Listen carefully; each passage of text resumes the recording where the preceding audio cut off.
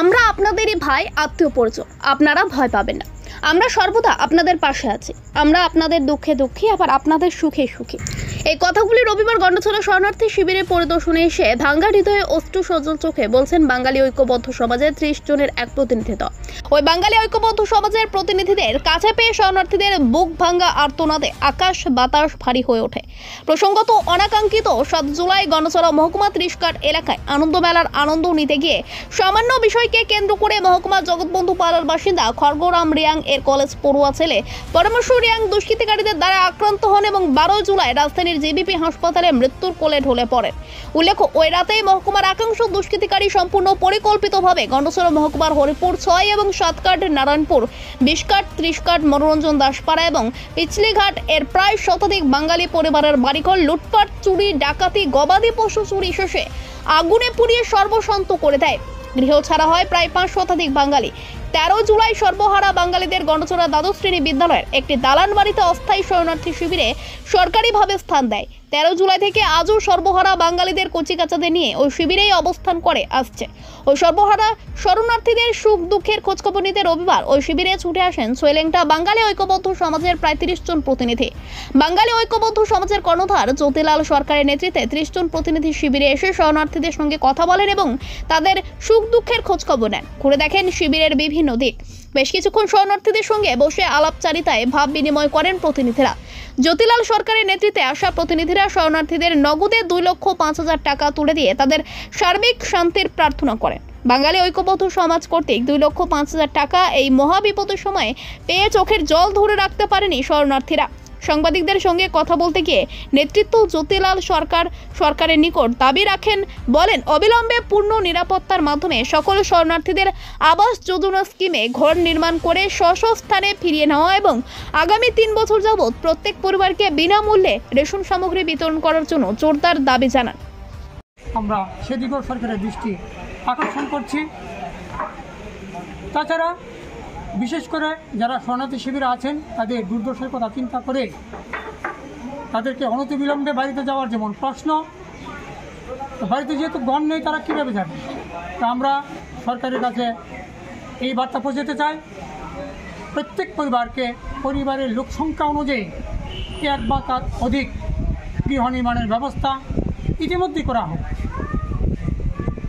পাশাপাশি যেহেতু তারা শরণার্থী সমস্ত কিছু হারিয়ে ক্ষেত খামারের সমস্ত ফসল আদি নষ্ট, একটা কৃষি মৌসুম নষ্ট, কৃষিজীবী মানুষ ম্যাক্সিমাম, তাই তাদেরকে সরকার যাতে আগামী 3 বছর সমস্ত ধরনের রেশন মানি বিনামূল্যে প্রদান করে যান, সেই দাবিও আমরা সরকারের কাছে রাখছি। বাঙালি ঐক্যবদ্ধ সমাজের পক্ষ থেকে আমাদের বাঙালি ঐক্যবদ্ধ সমাজ একটি সুশৃঙ্খল সমাজ। আমরা হিংসায় বিশ্বাস করি না, কোনো ধরনের বিশৃঙ্খলা আমরা বিশ্বাস করি না। শুধু আমরা চাই নিজেরা সংগঠিত থাকতে, ঐক্যবদ্ধ থাকতে, অন্যকে আঘাত করার মতো না দিই। নিজেদের অস্তিত্ব রক্ষার জন্য, নিজেদের কৃষ্টি সংস্কৃতি রক্ষার জন্যই আমাদের এই ঐক্যবদ্ধতা। এই ঐক্যবদ্ধতার জন্যই আমরা আজকে এখানে আসতে পেরেছি এবং বাঙালি অংশের মানুষ যারা সনাতনী হিন্দু ধর্মাবলম্বী মানুষ এই শিবির অবস্থান করছেন তাদেরকে সরকার সর্বতোভাবে সব ধরনের সাহায্য এর মধ্যে করবেন। আমরা এ আশায় সমাজের পক্ষ থেকে সরকার বাবুদের কাছে রাখছি। এই বলে আমি আমার কথা শেষ করলাম। বাঙালি ঐক্যবদ্ধ সমাজ জিন্দাবাদ। আপনার শুভ নাম কি? আমার নাম শ্রী জ্যোতিলাল সরকার। Thank you. তারা মানে যারা অন্যায় করছে তারা মানে সুষ্ঠু বিচার যাতে তারা করে, আর আমরা যাতে সঠিকভাবে সঠিক নিরাপত্তা পাইয়া আমরা যাতে বাড়ি ঘরে আবার আগের মতো বসবাস করতে পারি, এটাই আমরা সবার কাছে অনুরোধ করি। এখন শরণার্থী শিবির কী অবস্থা আছে? হ্যাঁ, আমরা খাওয়া দাওয়া সব ঠিকঠাক পাননি? খাওয়া দাওয়া বলতে কি তা এমনিতে তো আমরা তো এদিন থেকে মানে খাওয়া দাওয়া ঠিকভাবে হইতেছে, কিন্তু ঘুমাইতে একটু অসুবিধা। অনেক বাচ্চারা অসুস্থ হইতেছে, অনেক বয়স্করাও অসুস্থ হইতেছে। তারপরে এখানে কোনো ডাক্তার আছে মানে শক্ত মানে একটা করে কম্বল দিছে, তারা একটা কম্বল দিয়ে তো মানুষের গা দিব নাকি নিচে ফেলাইব। এখানে কোনো চিকিৎসার ব্যবস্থা আছে নি? চিকিৎসা বলতে যদি বিশেষ ইমার্জেন্সি কোনো মানে বেশি অসুস্থ তাহলে ডাক্তারে কল করলে ডাক্তার আয়, আর এমনি তো এমপিডব্লিউ তারা সকালে একবার আইয়ে আবার এমন বিকালও আইয়ে অনেক সময় রাত্র পর্যন্ত থাকে আর অনেক সময় থাকে না এখন নাম্বার দিয়ে গেছে আমরা কল করে তারা আনি আর কি আমরা ওষুধ প্রত্যেকদিনই আসে আসে সকালবেলা বিকাল